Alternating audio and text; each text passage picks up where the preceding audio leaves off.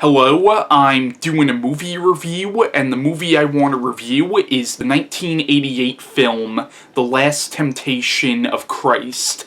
Now, this is directed by Martin Scorsese, who, before this, directed movies like Taxi Driver and Raging Bull and The King of Comedy, and after this, he would go on to direct movies like Casino and Goodfellas and the remake of Cape Fear and Shutter Island and The Wolf of Wall Street. The film is also written by Paul Schrader, who actually wrote several of Martin Scorsese's movies. Like, he wrote Taxi Driver, and I think he also wrote Raging Bull as well. The Last Temptation of Christ is based on a 1955 novel of the same name by Nikos Kazantzakis. I'm not sure if I'm saying the author's last name right. Now, I never read the book that this movie is based on, so I can't really address what some of the major differences between the movie and the book are, being that I haven't read the novel yet. Now, Martin Scorsese had always wanted to do a biblical epic, and in the early 70s, he met Barbara Hershey, who ended up playing Mary Magdalene in the movie, and she gave him a copy of the book, The Last Temptation of Christ, and he actually tried making this movie in 1983, but because of the book's controversy, there was a lot of these, like, fundamentalist Christian groups who were, like, writing letters to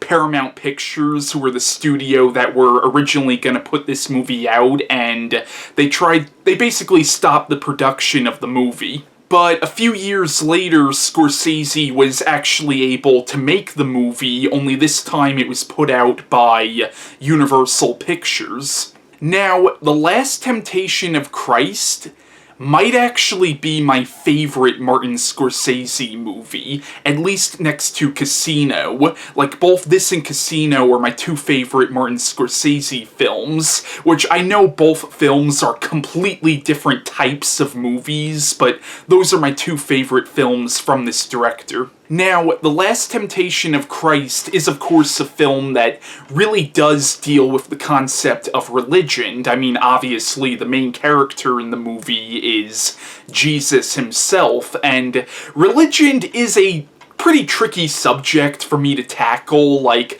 I've reviewed a couple of books and movies before on this channel that do deal with the subject of religion, but I don't usually talk about what my own personal beliefs are. I usually like to keep those things to myself. All I'm gonna say is, my personal philosophy on religion is just believe what you want to believe and be good to each other. Like, really, that's just my philosophy, and we'll find out the truth when we die. Of course, I'm sure there's some, like, really, really hardcore right-wing Christians out there who probably think I'm going to hell for that philosophy, and if that's the case, then let it be, and I'll say hi to your parents for you. Now, I found The Last Temptation of Christ to be a profoundly moving film, and I found it to be a very spiritual film and a very human film as well.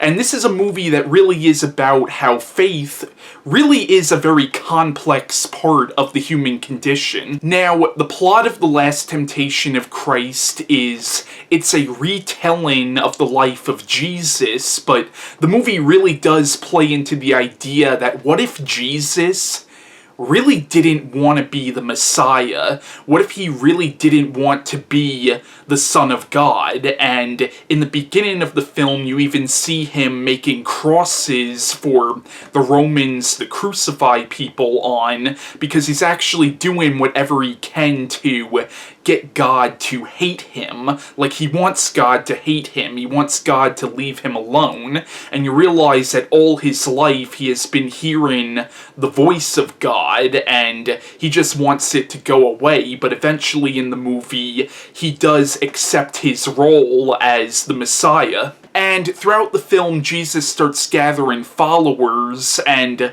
of course there are some people who view him as a false prophet, and some of the Israelites don't like him because he's not the Messiah that they wanted, and of course he does start making enemies as well. And eventually the film leads to him getting crucified, but when he gets crucified, while he's dying on the cross, an angel comes to him and says, "Hey, God doesn't want you to die like this," and basically this angel offers him another shot at life, and basically then you see like an alternate version of Jesus's life, and you see this like alternate history where what if Jesus didn't die on the cross and was able to live a long and happy life, but it also shows the consequences of him doing this, and that's the basic plot line of The Last Temptation of Christ. Now, in the film, Willem Defoe plays Jesus, and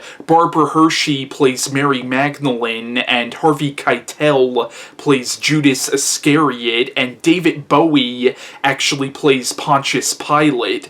And Harry Dean Stanton, who I always known best from Alien, he plays Paul in this movie. And all the actors in this movie do a really good job. Like, it's a very well-acted movie. But yeah, I highly recommend The Last Temptation of Christ if you haven't seen this movie yet. And even if you're not a very religious person, I still recommend the movie because it's just a good movie. It's a good, very well-made, very well-acted movie that has a very good story to it. So, even if you're not a very religious person, I still recommend the film. And if you are a religious person, you might either be offended by this movie because it does deviate from the Gospels, or you might find this to be a very spiritual and very moving film like I did. But really, in this movie, you see Jesus as a man. Like, the movie still paints Jesus as the Son of God, and you see Jesus perform miracles in this movie, so he does, like, the movie does state that he was the Son of God, but it also states that he was a man as well, and really the film is about what it would be like for a person to be both God and human in one,